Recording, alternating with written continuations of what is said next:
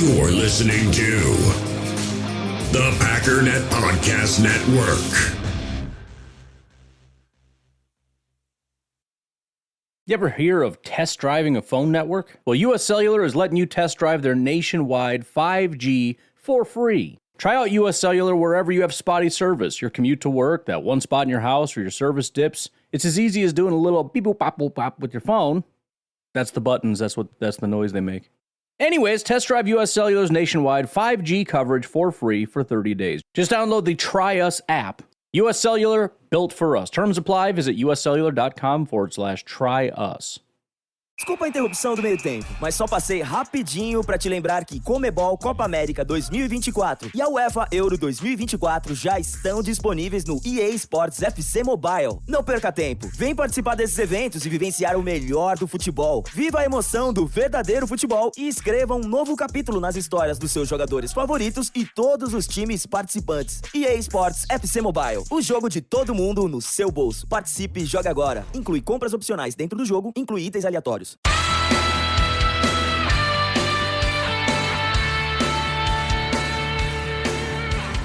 Ladies and gentlemen, welcome to Packernet, the regular one. I am your host and resident panelist, as always, Ryan Schlip. Check us out online, packernet.com. Find me on Twitter, pack_daddy. So, I'm going to absolutely make everybody go insane, because today, not my fault, blame Pat McAfee and Michael Lombardi. We're going to talk about Jordan Love's contract. Here's the thing, though. So, obviously, we've talked a lot about contracts. I showed you version 1.0, version 1.1, 2.0, whatever. I don't know how the version things work. I think you can just do whatever you want as long as the number goes up, and then eventually you just start coming up with stupid stuff like version M. Okay. But what we're gonna go through the video here first, and hear what Michael Lombardi has to say. I think he brings up some pretty good points on Jordan Love's contract. Nothing really earth-shattering in terms of the fact that, more or less it's going to be a little bit more complicated than just your standard contract given the situation, but kind of going through some hypotheticals. And then what I'm going to do is do my best to try to bring some of these hypotheticals to life, right? So one thing we could do is X. Okay, what would that look like? So that's what we're going to do today. And we'll see where that leaves us with time, but that's all I have planned for today. So why don't we just go ahead and get started? Hopefully you can hear all this. That said, you got it. And there's one rookie contract quarterback that is coming up with said agent. Green Bay Packers, let's go to boots on the ground, Ty Schmidt. Yeah, Lombo. So what will the situation with Jordan Love be? Because obviously you're kind of only dealing with the second half of last year where he played so well, because the first half wasn't great. But going into those negotiations, will Brian Gutekunst just kind of understand, hey, I'm gonna have to fight tooth and nail here because David Mulugeta is representing Jordan Love, and he kind of fall in after that. That might have just messed up the audio. I apologize if it did. Let's continue. Well, I think that's the real issue, right? This is the hardest contract to do, because this is a little bit like buying on spec, right? It's almost like you're going to build a spec house and you got to sell it. David's going to argue that his players should be paid like the guys that have the money. Whereas the Packers, Russ Ball, who will do the contract, not Good, Russ Ball's going to argue that we'll pay on the come. We'll certainly pay a base level, but we want to see more of this player playing at the level. And they're going to have to find a way to meet in the middle, whether it's through incentives, whether it's through yearly build-up in terms of increasing the salary per year. But to turn around and just say after 8 games, I'm going to give you $55 million a year with 80% of it guaranteed, that's something that I'm sure the Packers don't want to enter into, because you've got to look at this. What happens if the 8 games were wrong? What happens if the fourth quarter of the 49er game ends up being the way he played? Look, I think he's played great. But you look at the first half of the season, they were protecting the team from him. In the second half of the season, he was winning games with them. So it's two different things. Remember, they went into New York and lost to Tommy DeVito and turned the ball over. Well, so it hasn't been just a rise. There hasn't been just a rise. So there's an argument on both sides. These are the hard contracts to do. The contracts. So just want to interject, because there's a couple things, and I don't want to start forgetting things. First of all, he listed off a couple different scenarios.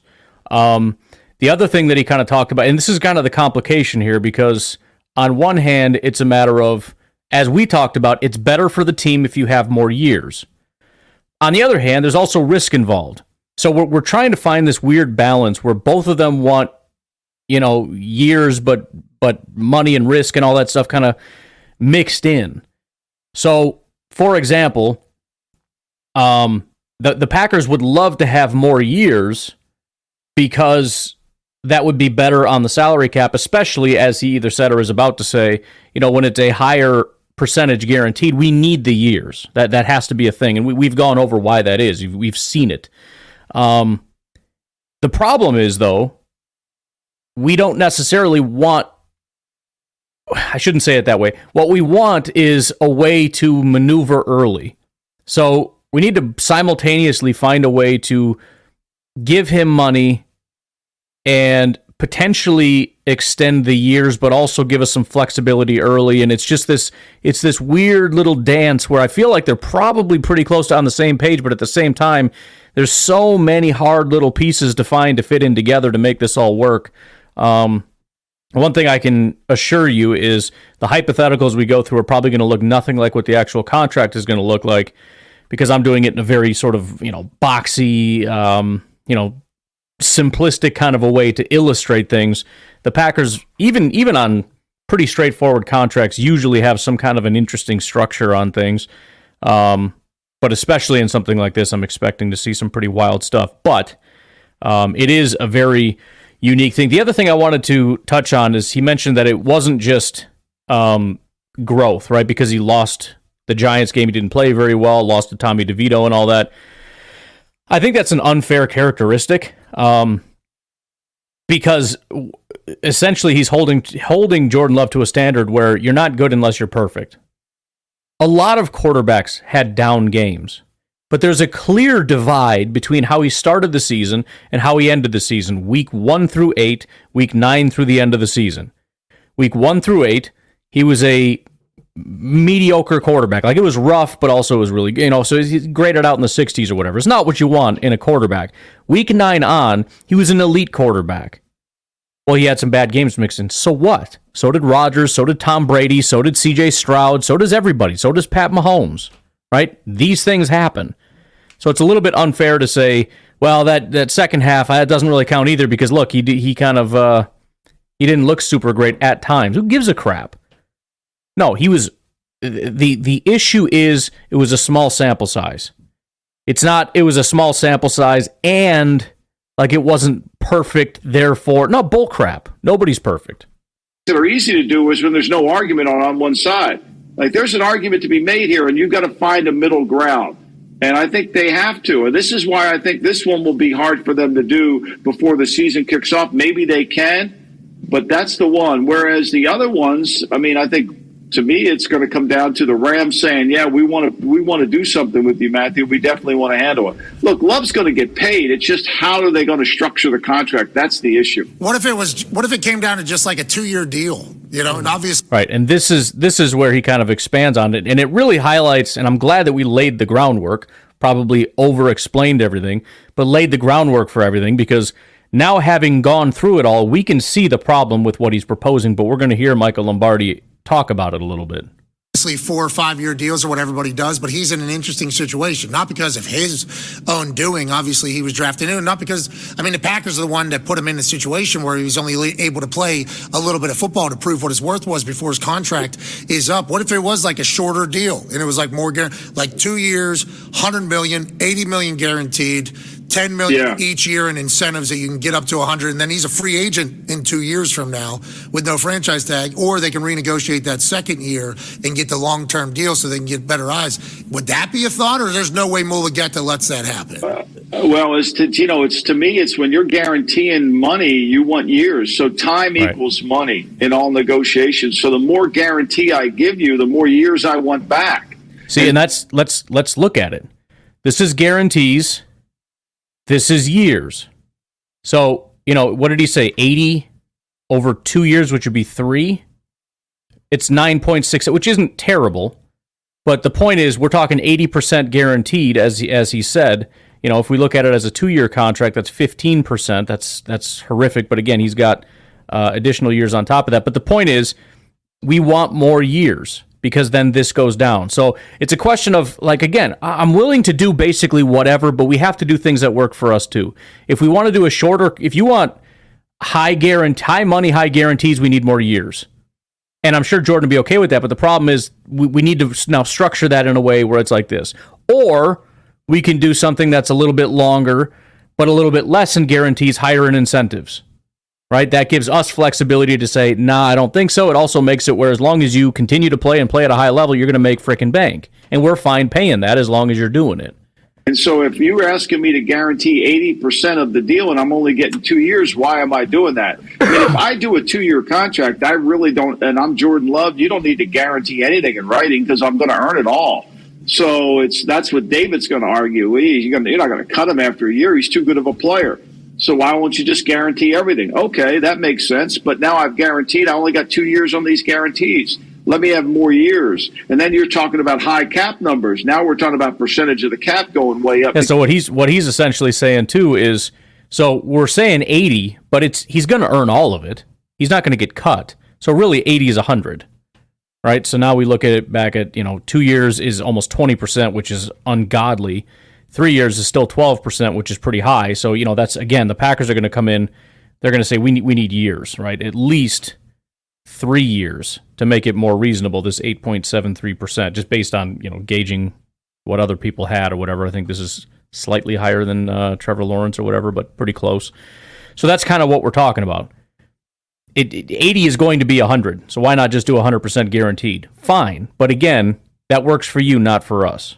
Because we're only doing a 2-year contract. So it's a challenge, and I think Green Bay is smart enough to figure it out. Russ Ball's done a lot of contracts in his career. They've got the cap room. They certainly have the cash to pay this thing out, and I think that ultimately they'll do that. Hey, but they got to figure out what the right number is. No matter what the number is and how they figure it out, how about these sons of bitches figuring it out again at quarterback? How about it? It's amazing, right? Isn't it? I mean, like this throw he makes here against cover 2 where he reads it. It wasn't even like he didn't see it. He moved his feet. Watch him move his feet to the side to get away from the penetration and throw the ball. I mean, that's a rare thing to do. Off so his eye balance, level's down, and then he throws the ball down the field, eye level down to eye level up, which is hard to see in players when you watch them. So, yeah, look, and I think you got to give credit to Matt LaFleur in the sense that he figured out what he needed to do. Now, I think the interesting thing about the Packers this year is defense coordinator there. I completely forgot. All right, so it's a good discussion. We wouldn't hurt to play the rest of it, I suppose.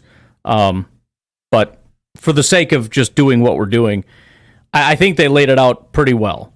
Now, for me personally, I love the incentive. I think every contract should be massively incentive laden, right? Just sort of set a baseline here.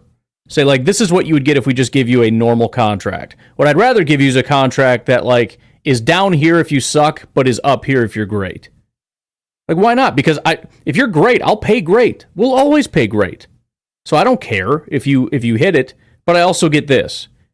And so I'm guessing a lot of players and agents just would rather have this for the sake of security. I don't know. But I love incentive contracts because it always sets the floor lower, but it also allows for the fact that if you're a freaking monster, you can just earn whatever. And I feel like this would be great for a heavy incentive-laden contract because it's like, look, you want top dollar, you want, I'll essentially give you a $60 million a year contract, but it's going to be, incentives that you're going to have to hit in order to meet those markers. Whereas, if you're just kind of then you're maybe at like 50 something, right? But also if you're terrible, there's really no actual incentives in here. And so we can essentially after a year or however it's structured, we can cut you after a couple years. So we don't have to worry about, well, we're not paying you that much. We can just cut you. Lots of child interruptions. Anyways, so we've got a list, and I probably got rid of it. Let me scroll really quickly here. Of different ways that we could potentially look at contracts. We've got incentive contracts. We have a graduated salary structure, short-term deal, guaranteed money versus contract length, trade-off, creative structuring, blah, blah, blah, blah, blah. So there's different ways of structuring these contracts. I want to go through a couple different potential contracts and just see what they look like, because why not? Let's have some fun. We'll take a break here. We'll be right back. My son started collecting football cards. I had no idea what the heck I was doing, so I went out and bought him one of those binders you put all the cards in and all that kind of stuff. Turns out, card collecting has come a long way since when I was a kid, and that's what people did. Now, there is a new way to buy, sell, and trade cards. It's called Arena Club. Whether you're buying, selling, trading, or displaying, Arena Club is the all-in-one trading card platform that you have to sign up for. Over at arenaclub.com/packdaddy. We actually did a whole YouTube video about this. I would encourage you to check it out. It is a fantastic website. You can, as I said, you can buy, trade, sell, but also you can display all of your cards right there on the platform. It gives you all of the grading. They'll even grade your cards. Their grading combines AI as well as human grading to get the most accurate grading of all your cards. And right now, you can get 10% off your first purchase by going to arenaclub.com/packdaddy. That's arenaclub.com/packdaddy for 10% off your first purchase. You ever hear of test driving a phone network? Well, US Cellular is letting you test drive their nationwide 5G for free. Try out US Cellular wherever you have spotty service. Your commute to work, that one spot in your house where your service dips. It's as easy as doing a little beep boop pop boop pop with your phone. That's the buttons. That's the noise they make. Anyways, test drive US Cellular's nationwide 5G coverage for free for 30 days. Just download the Try Us app. US Cellular, built for us. Terms apply. Visit uscellular.com/tryus. Passion, drive, and patience. The formula for winning championships is also what keeps your ride or die alive. eBay Motors has everything you need to maintain your vehicle and level it up to peak performance. Superchargers, roof racks, exhaust kits, LED headlights, and more. Whether you're into speed, power, or style, eBay Motors has you covered. With over 122 million parts for your number one ride or die, you'll always find exactly what you're looking for. And with eBay Guaranteed Fit, your part is guaranteed to fit your ride every time or your money back. Because with eBay Motors, you're burning rubber, not cash. With the parts you need at the prices you want, it's easy to make your car the MVP and bring home huge wins. Keep your ride or die alive at ebaymotors.com. Eligible items only, exclusions apply.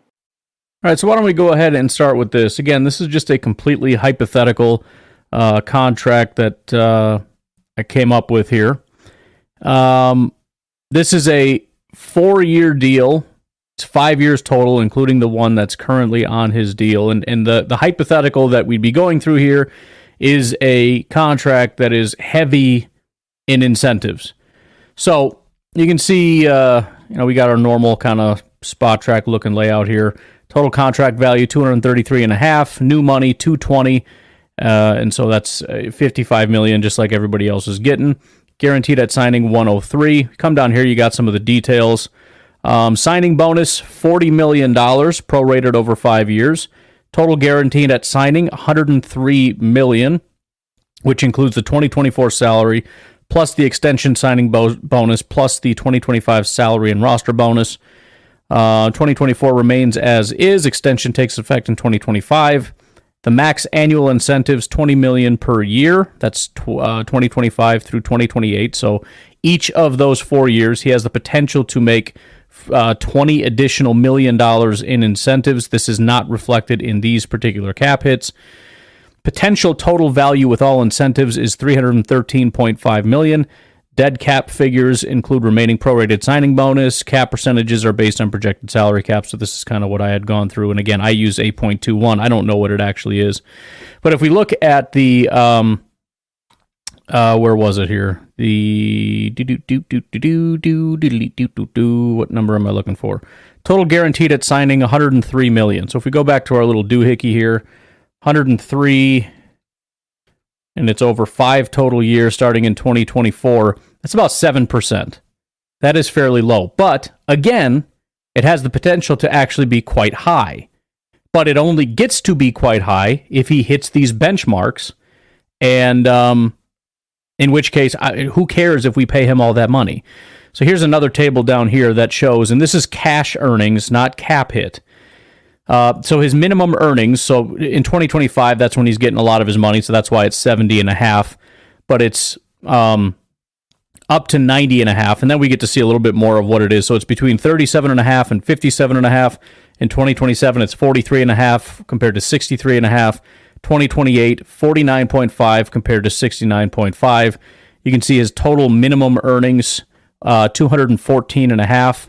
and 294.5 as far as the incentives go. So again, and listen, if you're a math whiz or a cap whiz or whatever, and you see issues with this, whatever. It's just a way of trying to show a scenario in which I think this can work.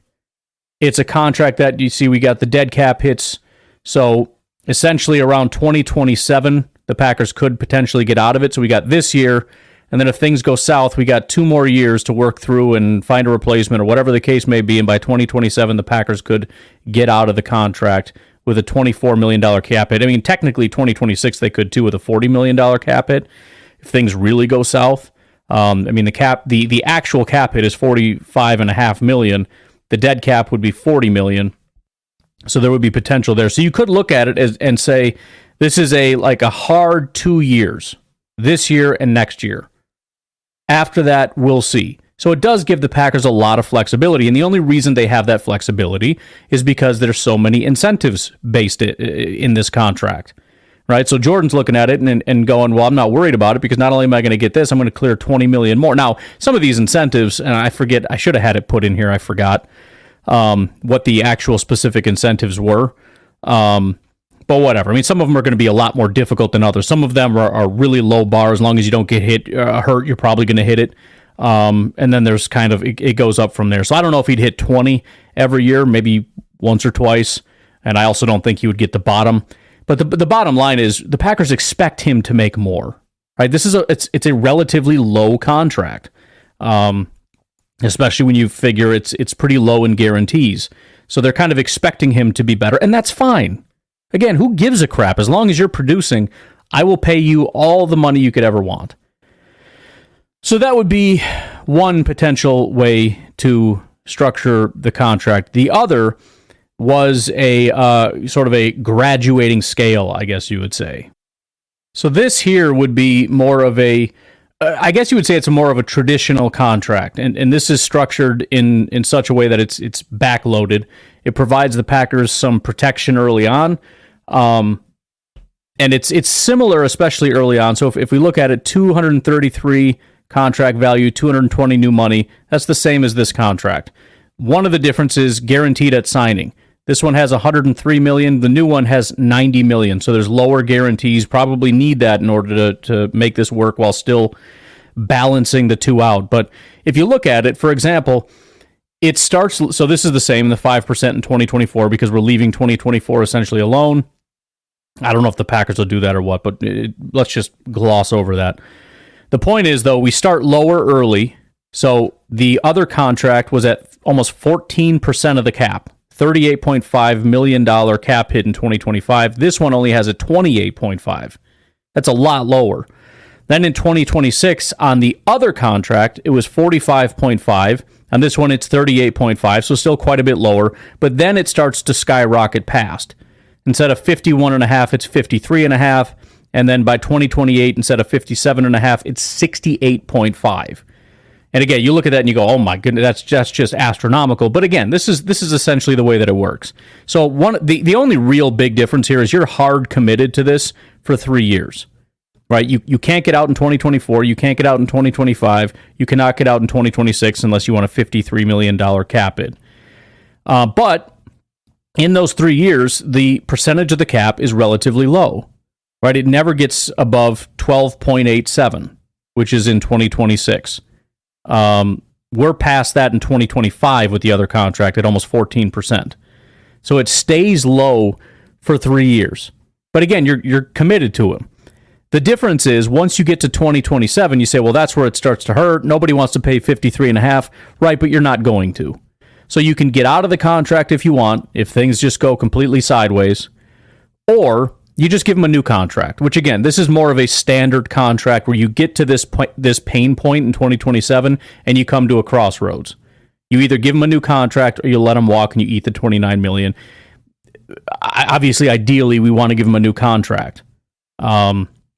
Now, again, I think between the two, I mean, this is the more, again, traditional way of doing it, this other graduated contract structure here. By the way, I didn't go through all these. Let's see what's written here. I had the robot help me, obviously. He wrote all this stuff out. So the signing bonus is 40. That's the same thing. Total guaranteed at signing 90, so that's less, as I said.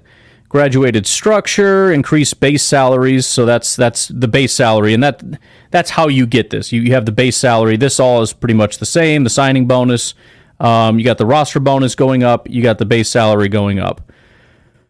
I don't think there's anything else too interesting in there.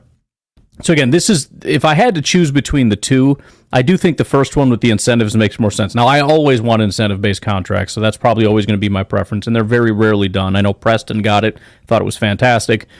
But in this case, it does just make more sense to me. Number one, if the concern is for Jordan Love, I want to make the most money, I think this is where you make your most money, with this first contract with the incentives. Unless you just think you suck and you fleece the Packers, in which case, just take this one, rob them for a couple years, and then be out of the league. But I don't think that's the case. This is the one where you're going to earn the most money, the first one. If the Packers are more worried about, I'm not worried about paying you. I just want to make sure that we have some flexibility and can move off this if it's a problem. This first contract you can get out first. Again, in 2026, you can get out. It's a $40 million dead cap hit, but it's 53 with the other contract. It drops to 29 in 2027, so you got another year committed. So, again, a contract like this, and this is kind of the one I was contemplating early on as far as the structure, where, he's going to get his 4-year or 5-year contract or whatever, but it's really going to be about 2 or 3, including this year. So I think this is more of what I was originally looking at. This is another way of possibly doing it. And the final contract I wanted to look at here, this was also kind of talked about, the conversation with, listen, if you want more money, if you want more guarantees, I need more years. And there is something to be said about that. I when we looked at yesterday, like I mentioned, Daniel Jones technically has I don't want to say bigger, but a stronger contract than Trevor Lawrence. I think it was. I don't know.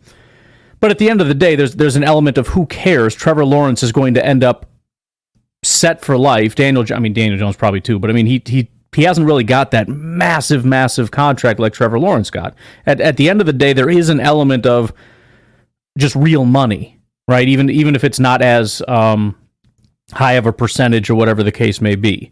So this would be one of those things where it's like, listen, I just want more money. If you want the years, that's fine. I need X amount of dollars guaranteed no matter what. I have to live as though, I just got married. I got to live as though I'm going to wake up and something horrible is going to happen, and I got to make sure that everything's going to be okay.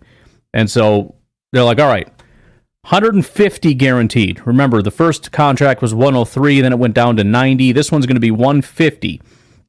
Total contract, $290 million. 276.5 in new money. I don't even know what this is. So it's 276.5 divided by, what is it? 6-year extension divided by 6. It's that's pretty low. Whatever. Maybe it's a 5-year extension. So we've got, the heck was I talking about now?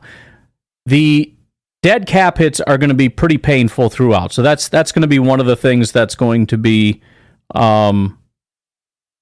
difficult, right? The Packers aren't going to have a way out, so this probably isn't going to be the best possible solution. The dead cap hits 150 to start in year one, goes down to 140, 120, 94.5, 64.5, which maybe in 2028 that's something you could swallow. Maybe. I don't really know. We're not in 2028. It's hard to kind of get my head around it. Certainly by 2029 when he's 30 years old. But this is a long-term commitment. This is essentially the Packers going, we're not worried about it. But it's almost kind of the reverse, right? Because I don't think the Jordan Love would be asking for this as much as the Packers would be if they're 100% committed. This would be something that they'd be happy with. But so you've got I'm freaking blanking here. Anyways, let's look at this.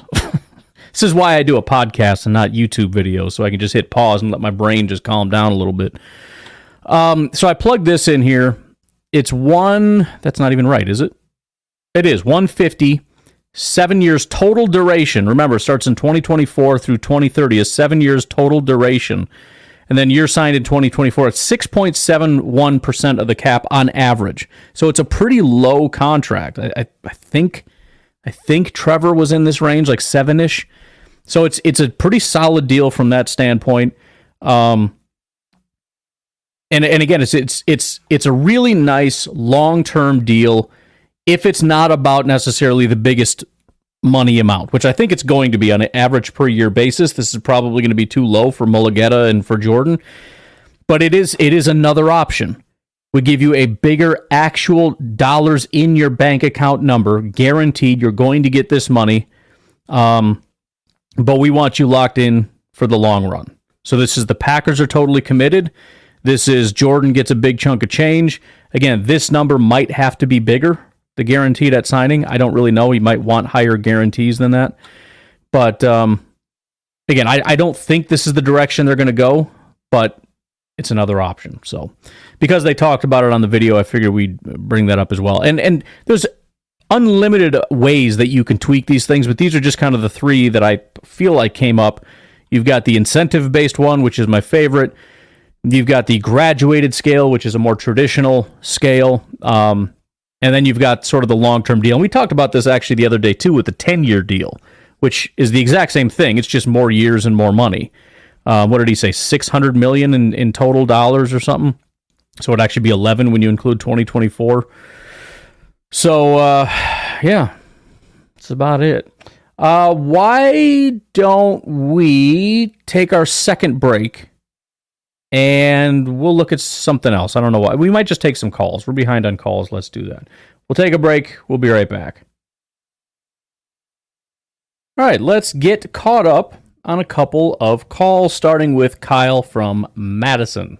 Hey, what's up, Ryan? Kyle from Madison. What's up? Hey, I was just listening to your excellent response to my call about Netflix and football. But more importantly, I was talking about these cultural touchstones we had, in our youth. Mm-hmm. And, as I was listening to you, it really made me, and I can just hear, I don't know how old your daughter is, but, somebody that's, preteen or teen just going, okay, boomer. But, I feel really bad for kids in one way. Yes, it sucks to sit around and wait for the show and have to watch the commercials, and there's a lot of pros to having streaming stuff. But there's definitely a more disposable culture now.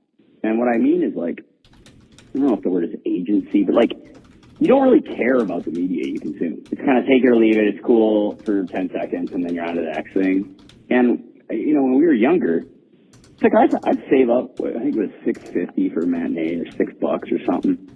So you had agency over your decisions, and you pay to go see a movie, right? And so you kind of had buy-in on the movie. You cared about the movie. You really took in the movie. You might even pay to see it again, and you digest all these details. You know what I mean? And it wasn't like a sequel every year. It was sometimes 5 years for the sequel. You know what I mean? Right. And the same thing with albums. I love, and I hate this the most, I miss this the most, how albums, the sequence of the songs and how the story, go back, listen to Dark Side. Listen to some of these albums from the 90s. There's some fantastic albums, Pearl Jam, 10, that just have a great sequence to them and how they tell the story. And now everything's reduced to a 30-second soundbite. And, nobody really cares. And I just think that's too bad because nobody really needs to care about the content. And I think that just takes away so much of what was enjoyable about, our youth a little bit. Is because you had to really pay attention to the stuff.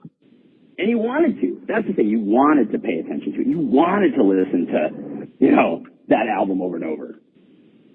The whole thing, cover to cover. You know what I mean?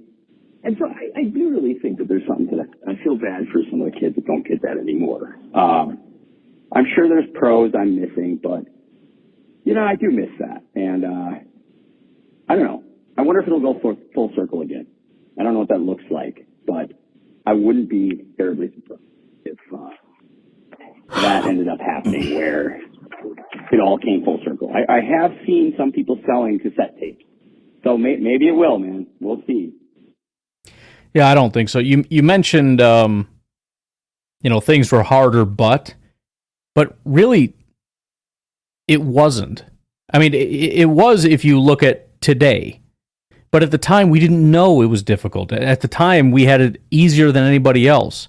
There's a thing, I had the robot look it up, and I don't know if this is what it's actually called. I heard somebody discuss this, and it was interesting to me because it seems so real, and it applies to what we're talking about. The robot came up with something called the hedonic treadmill or hedonic adaptation. And essentially, it has to do with, as things get easier, we're not just happier. It's not like, man, my life is so much better now. We just adapt to it, and not in a good way. We become weaker. It's like when I didn't have a cell phone, like a smartphone, I didn't care. I didn't even want one. I resisted it for many years. I'm like, I don't need that crap. Once you get one, it's really hard to not have one. It's hard to not be on it. It's not hard to not have all the... Could you imagine going back to 1995? I think about that all the time. I couldn't do it. The heck would I do with myself all day long? It would be miserable. Can you imagine going back to 85 or 75 or 55 or 25? We just get weaker. That's what's happening. And so, yeah, we should feel sorry for people because not only do they miss those experiences, but we're all just weaker. And it's, there's an epidemic with people with mental, they're unhappy. People are very unhappy, right? Because they're weak. We're all just getting weaker. We're getting soft. Life is too easy for everybody. It's the bottom line. It's just things have gotten so easy we can't handle anything anymore. So, and as far as things coming full circle, I don't think so because I just don't think, and some people, yes, some people are like, I just need to go live in the woods and build my own house and get away from this crap. Steve in Alaska is going to be that dude till the day he dies. But culture and society as a whole, nah. I can't do it anymore. I'm not going back to 95. It was fun at the time. I don't ever want to be there again. Oh, sorry. 3 minutes got me there. But I was just going to say, I have seen some artists selling cassette tapes and starting to burn CDs and things again. I think part of that's just an economic reality. Like, there's more choices for songs and things, but impossible to get, even before AI, like, it's so impossible to get paid on Spotify. They've got, this blitzkrieg marketing model where you get as many subscribers as you can, and then you start increasing the price because you reach a maximum amount of subscribers. I believe it's called blitzkrieg marketing, that all these subscription services do. So, like, you couldn't even make a buck. Very, very, very few people. I know some pretty successful musicians that make absolutely nothing on Spotify. So even before AI, that was the thing. But I think it's cool that they're starting to sell physical media again. So maybe it'll come full circle in some ways. It can't keep going in this direction, can it? Yes. I guess it can. What are we up to now? We're at like a 2.3 second attention span. So I suppose we still have a way to go. We can get under 1 second attention span. But what is culture going to look like when we have like a 0.25 second attention span? Like, can you imagine what the ads are going to look like? Yeah. And the next ad is like, that's what it's going to be. So I hope there is like a full circle movement and things slow down and people kind of rediscover, things that we went through in our youth. And with sports too. I don't know. Like I said, it's the last frontier of kind of the touchstone we all get to enjoy together. I hope that doesn't go away. It's just like you said, it's not the same when you watch it not live. Something about, like sometimes I'll be 10 seconds behind or something trying to sync up with one of my friends I'm watching with or my nephew, but it's really not the same if I'm not watching it, at least pretty close to live. I don't know what it is. Maybe it's superstitious, but I still need to watch the Packers live. Yeah. It just feels all kinds of wrong. I don't like it. It just feels, I don't know what it is. It's like this dark feeling in my stomach when I'm not watching it live. I'll be looking at that little progress bar and thinking, oh man. Something happened, like, yeah. What glory or horror awaits me in that little inch of white unwashed video, Right. I don't like it. And so I don't know. I hope that we all find some more things to enjoy together. Because one of the things is, when we had all those movies and those CDs and things, it gave us stuff to talk about, to come together. And now it's like you can come together for like 10 seconds. I think the closest thing recently would probably be the Dune sequel. That was freaking mind-blowing. And if that was in the 80s, it would have been a 2-year thing, and it lasted like 3 months. Right. It's over already. That's my 2 cents to add. Yeah, that is funny. You mentioned Dune because I actually saw, I can watch it, I think, on that HBO thing. I want to check it out. But, yeah, I mean, everybody talked about, like, it was way better than the first one. Like, you got to check it out. It's super cool. It lasted for, like, the week that it came out in theaters, and after that, nobody talked about it anymore. Nobody talked about it. And I guarantee if I talk to you, if I talk to Blaine, if I talk to anybody that saw it, they'd probably be like, oh, yeah, it's a great movie. You got to see it. But it's not like people are still talking about it at work or at school or like reciting the lines or, kids going out with like, if it's Star Wars, it's lightsabers or whatever. Like, I'm going to be this character from the movie, and you go out and like, hide under a blanket pretending you're like buried in the sand and you attack people. Like it would take on so much.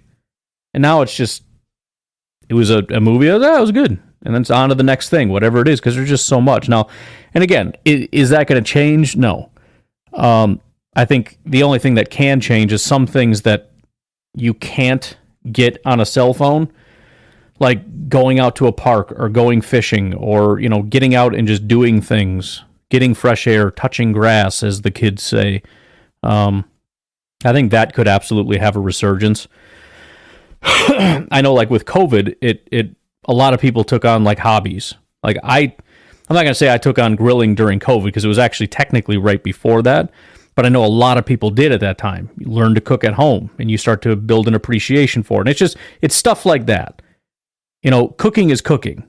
There's no way, there might be, little pressure cooker thing or whatever, but if you want to make a high quality, Italian dish, or you want to make a brisket, or you want to do, it takes time. It takes effort, So those are the kinds of things that, technology is not necessarily going to advance that unless and until you get to the point where robots are cooking your meals for you. But even then, again, it is an enjoyable thing. And I think that's maybe the one thing that I think people need to grasp onto, because you don't need anything anymore, which again is why everything's so easy. You don't need a freaking thing. I don't even have to go grocery shopping anymore. I go online, I say I want this, and by tomorrow, a bunch of groceries get dropped off at my front door. And that's Walmart. If I need something from Amazon, it's here tomorrow. If I need something from, my meat, I have a meat service. It'll be here. The delivery's free. I just tip them like $5-7. It'll be here tomorrow. All kind of big box of meat. I don't have to do anything anymore if I don't want to. So you kind of have to choose to like do things just because, I think not to get too philosophical, but I remember when I was young, the nihilism became a very big thing. It used to be like in the 90s and probably before that, you just did things because it was the thing you did. And everybody kind of understood it. We had tradition. We had whatever. And you didn't really think about it. It was just this thing. And then, you got late 90s, early 2000s. Why? Everybody became a 3-year-old. Why? Why do I have to? Why do I have to? Yeah, but why do I have to? And so then nobody could answer the question because we didn't really think about it. It was just something you did because you did it. Nihilism took over. Suddenly all the institutions go bye-bye. And we think that we're better off because we tore all these things down. Now we have nothing left. We have nothing. We have nothing that we have to do. And as soon as somebody says you have to do it, it's, well, why? Like a 3-year-old. And now everybody's miserable because we don't have a thing anymore. We have nothing. Everything got torn down. So we're left with nothing. And so you have to start doing things because you need to do it. Why do I need to make my bed? Why do I need to, cook healthier meals? Why do I need to go exercise? Why do I need to limit my TV time? Why do I need to read a book? Why do I need... Listen, if you want to play the nihilism game, you can do whatever. You can be the biggest pile of crap you want. And go ahead and do it. And you can pretend that you're an intellectual and that you're super smart, and that's why you don't do anything with your life if you want to. But there's a reason everybody's miserable. And it's because all of we got these institutions because they were built because over time we learn. right? We learn what works and what doesn't. And that's how we built the institutions. And then we got a bunch of like petulant children who came in like, why, and tore everything down. And now everything sucks. Because everything that had been built up for centuries as like, you should do this because it's a good idea, we don't do it anymore. I'm just saying, at some point, you're going to have to say, because. That's why. Because it's the right thing. Why? What makes it right? What makes it right? You hate everything. Why do you think you know everything? At some point, you got to recognize that you're not as smart as you think you are. Anyways, I'm going down the freaking rabbit hole here. I don't want to end on that. What else we got here? Uncle Rico, let's talk about something else. Football. Yo, Ryan. Yo. It's your uncle, Rico. Rico. Yo, bro, I just wanted to say, I was listening to Christian Watson's dad in your rebuttal, and yep, I get it. I think that our wide receivers, although awesome, it's hard to say. I mean, it's going to be exciting this year to watch them. Hopefully, we'll see elite out of a lot of them. But I got to say that Christian Watson, if we don't see domination from Christian Watson, I will be disappointed. Yeah, same. I am certain Christian Watson is going to dominate. Not only, on the Packers, but league-wide. He's going to be a force. I just feel it. Before we go on, because I want to make sure that we touch on all of them, just for some context, I believe Christian Watson's dad, who's on social media, he's now got a podcast with his son, so he's very involved in talking about these things. He had said, I believe the Packers have 4 number 1 wide receivers. And I came in, I was like, no. I did a whole episode on how do you define number 1. We went through all the different definitions of what could possibly be a number 1. And by none of the definitions did we have 4. I couldn't think of a single definition. And so as much as I don't want to be that guy, because, Matt Ramage is always my example of like the positive fan. There's a lot of fans who are like, we got 4. If you're just having fun, like, I don't want to be the guy that's like, well, technically, we don't. The only reason that I felt that I needed to do that is because Christian Watson's dad, I'm sure he's a great dude and all that, but he's very certain of his position, and he's very forceful in his position, and he's definitely not going to. He's very opinionated, and so if you're going to have a very strong and forceful and opinionated and very loud megaphone, that a lot of people are going to see and a lot of people are going to consume, then I'm going to come in and interact with that a little bit. If you're just having fun, I'm not going to come in and rain on your parade, right?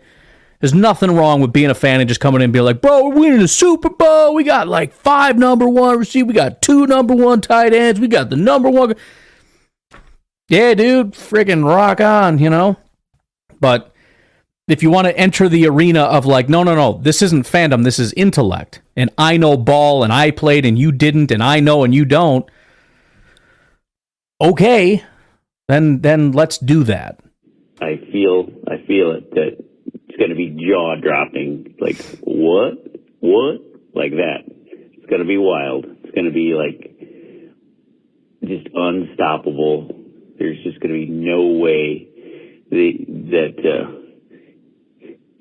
it's going to be wild. That's what I'm saying. Christian Watson, go Christian. I've been a big Christian Watson fan since before he was drafted, and I was so excited when the Packers drafted him, and I've just been waiting, and this is the year.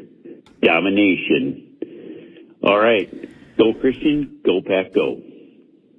Yeah, so we keep having these things where, and obviously this was just a better overall year. 2023 was just, both years were kind of a mess when it comes to injuries and whatnot.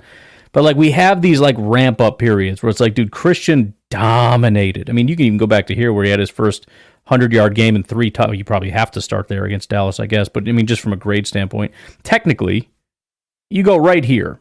In fact, let's do that because we haven't done it in a while. Let's do all this stuff here. So 2022, Christian Watson starting in week 9. So if we go here, We'll look at all the weeks. We'll get rid of all of these. Where is Christian Watson? We'll add the postseason because why not? Get the minimum targets. Christian Watson, 22nd. So I guess this is more. What do you have for yard? Well, I don't know. I guess it wasn't as week 11. Is that better? Take your frickin' time, will you? Anyways, here we go. Top 10 wide receiver starting in week 11, right? So he kind of broke out right here. Actually, week 12 would have been better. Let's do week 12. That was when he kind of, from a grade standpoint, broke out. Would you go away? My Lord. I can't be doing live videos, man. Where is he? There he is, 6th highest graded wide receiver. So anyways, the bottom line is, like, we had this breakout. It's like, that's awesome. Great. 2023, the guy gets injured, right? He's injured in the offseason. He doesn't get to practice with the team. We don't get to see him in training camp, any of that stuff. He doesn't get to play week 1, week 2, week 3. He comes back week 4, and just like a bunch of other people on the team, they come back from injury. You expect, boom, it's happening, and it doesn't happen. And now we're kind of doing the same thing as last year, where it took Christian a while to rev up. And it's like, all right, he's playing plenty of snaps. He's out there, but we're just not seeing that big Christian game. And then finally, we get it. Again, right at week 12, same as last time. And we get it. And then it's back-to-back, elite, boom, dominant, and then he gets hurt. Like, he just got there, back-to-back games, elite, week 12, week 13, and then he gets hurt. And he doesn't come back until the wild card game, and it doesn't turn out all that well. It's like we keep seeing him peak, and then he gets hurt. And then he peaks, and then he gets hurt. So, yeah, we have to see Christian Watson come in. He's healthy now, I believe. He should be 100%, should be in training camp. Hopefully no injuries. And hopefully a quicker ramp up. You know, if it takes until week 12 again, that's also going to be pretty disappointing. I'll give you a little grace period if you want, but I'm talking week 2, week 3. I'm not saying I need to see back-to-back 90s, but I want to see closer to what we had in 2022. You know what I mean? Like right here-ish, or even from week 9, when you got 70, 60, 60, 80, 70, 60, 70, 60, 80. That's fine. You know, we're in the top 10 wide receiver conversation. Certainly number 1 wide receiver conversation. I shouldn't say certainly. It depends on the definition. Top 32 wide receiver range. And probably not even the highest graded on the team at that point with that kind of an output. But he has this kind of potential. He has those 107 yards and 3 touchdown potential games, 110 yards and a touchdown, 85 PFF grade. The 104, 21 yards per reception, 88 PFF grade games. In 2023, he had his, 94 yards and a touchdown, 87.7 PFF grade. The next week, 71 and 2 tuds, 89 PFF grade right before he got injured. Like, he has that ceiling that is out of control. That's what I love about Christian. He can do crap that a lot of other guys cannot do. Sometimes he's just going to be the decoy. Sometimes he's out there stretching the defense or whatever. And yeah, that's probably going to mess up his grades because he's not getting targeted. Whatever. I don't give a crap. But I just want to see him healthy on the field, and I want to see more of this and a lot less of just this. It's just the Sahara Desert out there, just waiting for him to emerge, you know? So I'm part of my frustration is that I've been banging the Christian Watson drum for a long time, and I feel like it's me and you, Uncle Rico, because there's now so much love for Jaden Reed. There's so much love for Dontavian Wicks. Even Dobbs has got some guys that are still on the Dobbs train, rightfully so. There's hype for the tight ends, for the running backs. Obviously, Jordan Love soaks up a ton of the attention. The defense has taken away a lot of attention. Matt LaFleur is worthy of a lot of the praise. So Christian Watson is just kind of slowly getting pushed into the back, especially since with all the injuries, he just doesn't come to the forefront. So a lot of people either forgot or are just off the Watson train, like he's trash, get him off the team, right? So it's kind of, there's a sense of urgency where it's like, bro, please. First of all, because I know how good is when we're talking Christian Watson, and how much that's going to help the Green Bay Packers, and how unstoppable that's not only going to make you, but Jordan Love and the Packers offense. But beyond that, I want to do that thing that I love to do, which is throw it in everybody's face that they're wrong again. I love getting the chance to do that. It's my favorite game. And I want to play it every day. So, Christian, I just need your help. All right? And I know you don't owe me anything, but do it for the money. That would be perfectly reasonable reason to do things. All right, I'm going to get out of here, and we'll leave it at that. You guys have a good rest of your day. I'll talk to you later. Bye-bye.